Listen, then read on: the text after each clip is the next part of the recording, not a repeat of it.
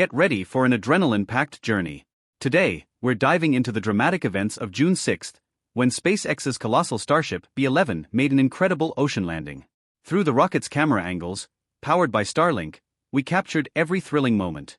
You'll see the landing from a new perspective, explore the intricate details of the B11's descent, and uncover some fascinating revelations from Elon Musk himself. This episode is packed with insights and excitement. Let's get started and explore the marvels of SpaceX's latest achievement. Before we dive into the specifics, let's take a moment to explore the history of SpaceX and its groundbreaking Starship program. Founded in 2002 by Elon Musk, SpaceX, or Space Exploration Technologies Corporation, set out with the ambitious goal of reducing space travel costs and ultimately enabling human colonization of other planets.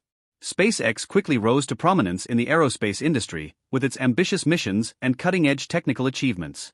From the successful launch of Falcon 1 in 2008, becoming the first privately developed liquid-fueled rocket to reach orbit, to the deployment of the Dragon spacecraft in 2010, which made SpaceX the first private company to send a spacecraft to the International Space Station. SpaceX has been at the forefront of space innovation. And now, with the development of the Starship program, the company is pushing the boundaries even further, aiming for interplanetary travel and the establishment of human settlements on Mars. Let's delve into the fascinating journey and future prospects of SpaceX and Starship. Let's dive deeper into the B11 landing process. As observed in the footage, B11 approached the landing site, gliding through a small cloud. This marked the beginning of its deceleration phase, with the engines igniting at T+7 minutes and 9 seconds, according to the official live feed. Initially, the 3 inner engines fired up, followed by the 10 middle engines, though one malfunctioned. However, this didn't significantly hinder the process. As the booster neared the water, the middle engines completed their role and shut down, leaving only the 3 inner engines operational. This meticulous coordination ensured a smooth landing, matching the views seen in the live broadcast. The precision of this sequence highlights SpaceX's advanced engineering capabilities. Imagine the tension and focus required at mission control during these critical moments. The landing process not only demonstrated technical prowess but also offered insights into handling unforeseen issues, like the engine malfunction. Despite the setback, the successful touchdown underscored the robustness of the Starship design. Each engine's role is crucial, ensuring that even with a malfunction, the mission can still achieve a successful outcome. This resilience is what sets SpaceX apart in the realm of space exploration. Sadly, we couldn't see the moment B11 touched the water from the outside due to a sudden change in camera angle. However, from the new perspective of the landing, 2 significant highlights became evident. The first notable point is the fire on one side of the booster. This unusual occurrence likely stems from the damaged engine I mentioned earlier. It seems a system failure in this engine led to a fuel leak, and when the engine was activated for landing, the leaked fuel ignited. Fortunately, this happened near the end of B11's journey, minimizing the impact. Nevertheless, for a flawless flight, SpaceX needs to investigate and enhance its engine system. This was the second engine failure in this flight, following a previous failure in the outer ring. This is critical because SpaceX's next goal is to land the booster using the Mechazilla arm. Adding to the excitement of this mission, the new perspective and insights provided by the camera angles and Starlink support make it a topic worth discussing in depth. The second highlight I want to discuss is SpaceX's remarkable progress in their landing attempts. Thanks to the combination of engine power and grid fins, B11 managed a vertical landing, an achievement not many organizations can boast of. This achievement brings to mind the early days of the Falcon 9 boosters. Initially, their vertical landings were similar to B11's, but not as smooth. However, SpaceX refined the process and now executes these landings on a weekly basis. It seems like they are embarking on a similar path with Starship. To confirm this, Elon Musk mentioned in a tweet that the booster landed precisely on target. He also stated that the Starship booster makes a soft landing in water, and the next landing will be caught by the tower arms. This fills me with immense hope for Starship's future successes. If you appreciate these efforts, please like, share, and subscribe to the channel to congratulate SpaceX on their recent achievements and to stay updated on their next endeavors. In addition to the new viewpoint, the success of the recent booster landing is also evident from the flight data. Before the landing engines activated, B11 was at an altitude of 2 kilometers with a speed exceeding 1,200 kilometers per hour. In just 18 seconds, at T+7 minutes 27 seconds, B11 touched down on the water at a mere 9 kilometers per hour. This rapid deceleration showcases the engine's excellent performance during landing. This is a significant improvement compared to Flight 3, where B10, descending below 1 kilometer altitude, still traveled at over 1,100 kilometers per hour, resulting in a failed landing. Clearly, SpaceX's advancements are impressive. With the landing capability proven, I believe SpaceX can return the booster to Starbase on the next flight. Do you agree with my perspective? Let me know by commenting yes or no below. That was a fantastic conclusion for B11, and now let's shift our focus to the dramatic journey of its companion, S29. Witnessing Starship's re-entry for the second time since its debut in March was truly spectacular. The initial re-entry phase went smoothly, and its longer duration this time indicates progress. However, an issue suddenly arose. Problems with the heat shield caused the sensitive part of the ship, the flap, to catch fire.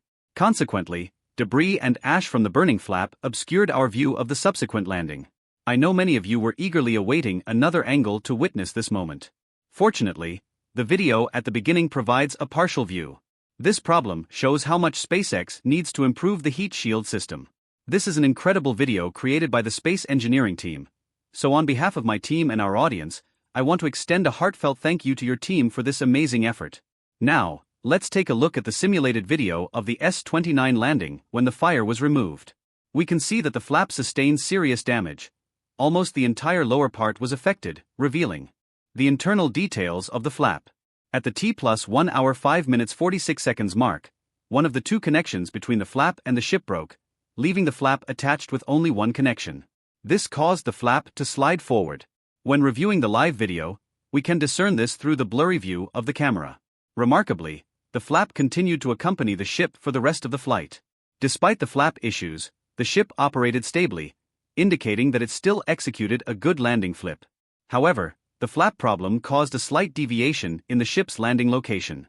Specifically, Elon Musk mentioned the ship landed several kilometers off due to flap damages, estimating the distance at about 6 kilometers.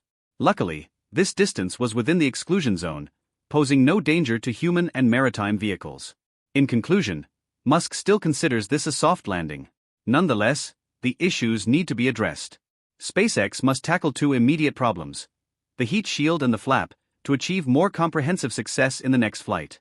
Elon Musk extensively discussed this after the flight, stating his team will promptly work on the heat shield and make crucial adjustments to the flap. With their rapid pace, I believe they will soon demonstrate these improvements. Once all upgrades are completed, we will eagerly await SpaceX's next steps in Flight 5. While the Super Heavy will return to Starbase, the ship will still make a second splashdown attempt to ensure all processes like re-entry, deceleration, and vertical landing are controlled.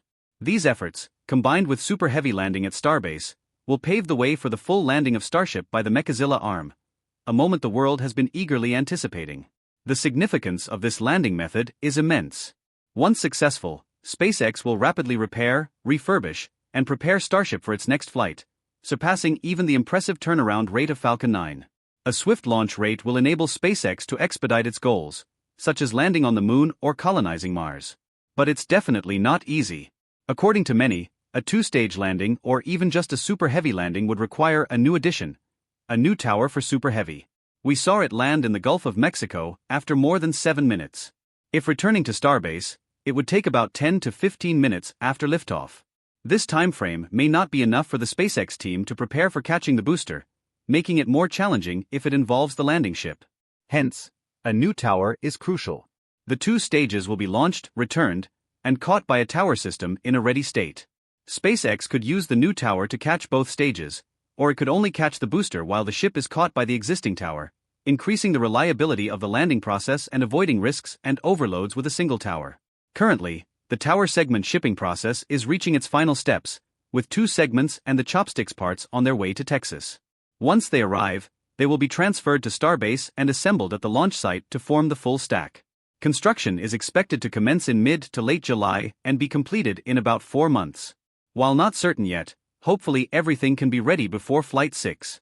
Then, we can witness one of the greatest moments in the aerospace industry this century: the fully landed rocket caught by the chopsticks. And that wraps up today's thrilling episode.